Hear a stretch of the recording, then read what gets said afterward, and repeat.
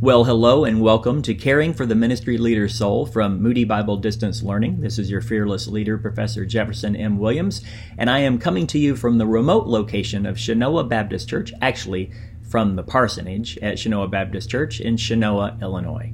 So welcome to the class. I did an expectations email that was posted as an announcement on Blackboard, and I'd ask you to read those expectations carefully. But I wanted to do a quick video to help you understand why I think this is one of the most important classes that you will ever take at Moody.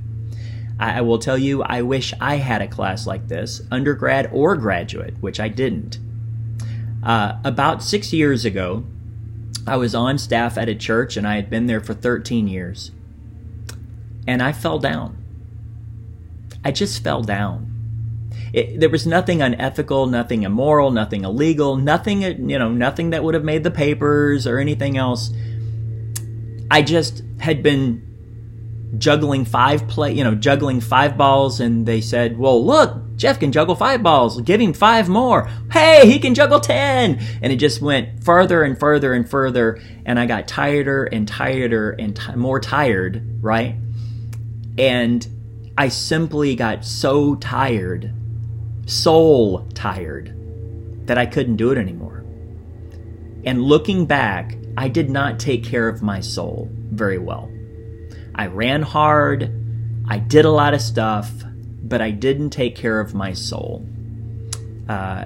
Looking back, I know that many times I sacrificed my family on the altar of ministry. And that's a regret you can't get back, you know. My children are now grown, but for those of you with small children or even looking toward children, you can't get that back. As I said in the expectations, if there's a choice between you writing a paper that's an A and not spending time with your children, or writing a paper that's a C and going to play ball with them, you won't remember what you made in this class 20 years from now. But they'll remember the times that you're with them. So what did that look like? I fell apart. I basically had a nervous breakdown, and I just fell apart. And I ended up leaving the church and sat in my pool for a couple of weeks and cried. And then I went and worked at a hotel. And I would have probably told you, no, I wouldn't have probably, I would have told you at the time, I was done with ministry.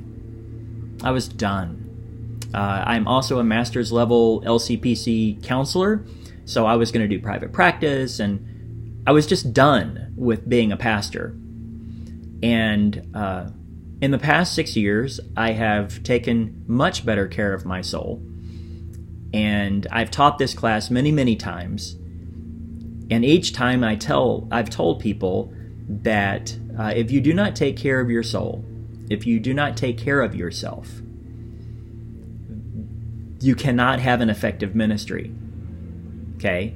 There'll be people that say, "Well, you can't say that. You don't need to think about yourself. You need to sacrifice yourself. We need to forget ourselves." Wrong. 25 years worth of experience. Wrong. You and I are the hardest person we'll ever lead. And if we don't take care of ourselves, we can't take care of anyone else. So, fast forward. About a year ago, I was asked to come do some interim preaching at a small church. And out of everything of ministry that I missed was preaching. I missed preaching. And I said, "Sure, I'll do that." And then they asked me to be their interim pastor. And I said, "Sure, I'll do that. I'll help you find a pastor." Well, God had different ideas, and I am now the pastor of Shenoa Baptist Church. But I'm healthier. I take much better care of my soul. I have much better boundaries. I can say no, and I'm intentional about my time with my family and my time with the Lord. So that's it. Maybe I'm just rambling. Maybe this is something that you won't identify with, but I've had students along the way over the last 3 years that feel like they're already in that place. Burnout is real. I did it. I was not on the front row. I was in the arena. I did it. And it's not pretty, and it's terrible. But in the end, God is faithful, and God has given me a second chance in ministry, and I'm thankful for that. So, with all of that said, if you have any questions about that, if you have any need to talk to me about being overwhelmed in school or family or just situations that are going on, please text me or call me. I would love to talk to you. And other than that, let's do this class together.